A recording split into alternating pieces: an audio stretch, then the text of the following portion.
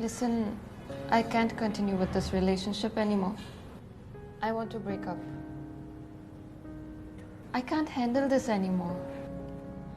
And don't call my friends, it won't help. Please. Let's just give it a try, please. No.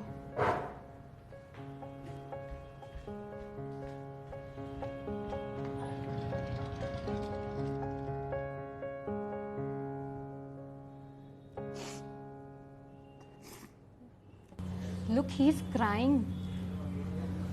Such a loser.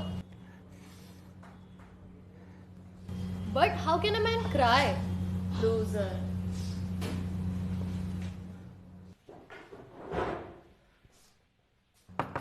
Excuse me? I'm a loser, right? Why?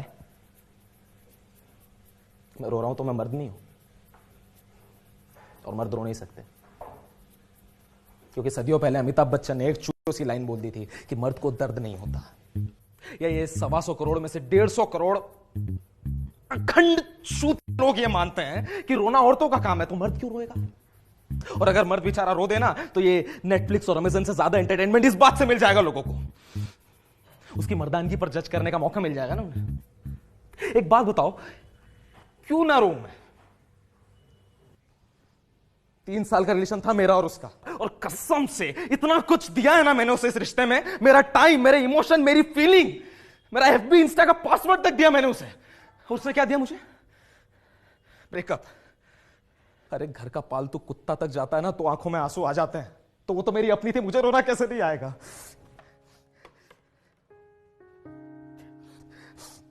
Attachment नाम की चीज होती है यार लड़कों में भी, sex नहीं भरा होता है बस इसलिए आ जाते हैं आंसू।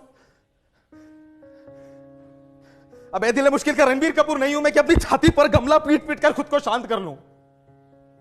क्यों शाहरुख खान जब नकली में रोता है तब तो तुम्हारे मुंह से निकलता है हाँ हाउ क्यूट।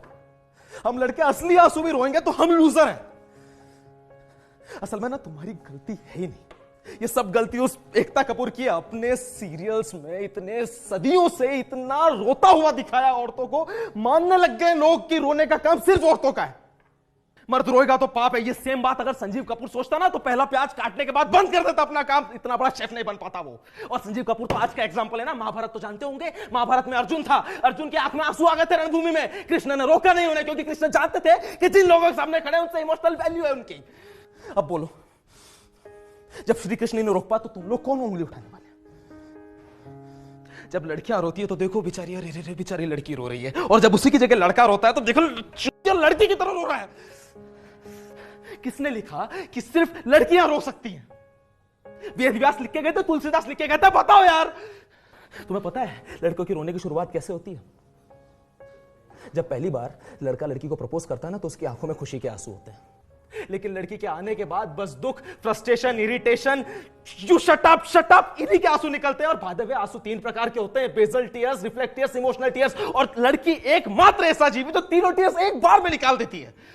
अच्छी खासी नॉर्मल लाइफ को एबनॉर्मल बना के चली जाती है लड़की, और आपको पता भी नहीं चलता। उसका ईगो, उसकी इच्छाएं पूरा करना आपका एकमात्र लक्ष्य बन जाता है, और उस लक्ष्य को पूरा करते करते आपको आपके दोस्त, आपको आपका परिवार, सारा संसार चूत जान पड़ता है, क्योंकि आपके पर्दों पर ना सिर्फ और सिर्फ लड़की की पिक्चर चलती है।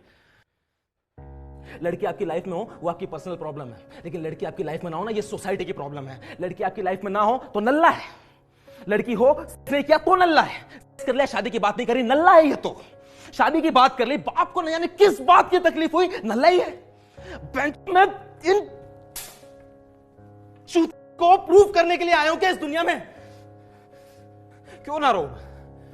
जब आदमी पैदा हुआ तो रोते हुए आता है, उसके बाद जब बड़ा होता है तो मां की गोद में जाने के लिए रोता है, फिर चॉकलेट के लिए रोता है, खिलौनों के लिए रोता है, स्कूल में टीचर की डांट पीटती है तो रोता है, बाप की मार से रोता है, कॉलेज में लड़कियों के लिए रोता है, बॉडी बनाने के लिए रोता है। लड़की मिल गई तो जिंदगी भर रोएगा। शादी के पहले रोएगा, शादी के बाद रोएगा, बच्चा पैदा होने के बाद रोएगा, बुढ़ापे में रोएगा, बीमारी से रोएगा, मरने के पहले भी रोएगा, मरने के बाद दूसरों को रोता हुआ छोड़ता जाएगा। जब पूरा रोना रोने का ही है तो क्यों ना रो मैं? क्या गलती करी यार मैंने रो के? बस रोऊंगा मैं, पूरा रोऊंगा, दिल खोल के रोऊंगा यार, धुआंधार रोऊंगा, बस रोऊंगा मैं।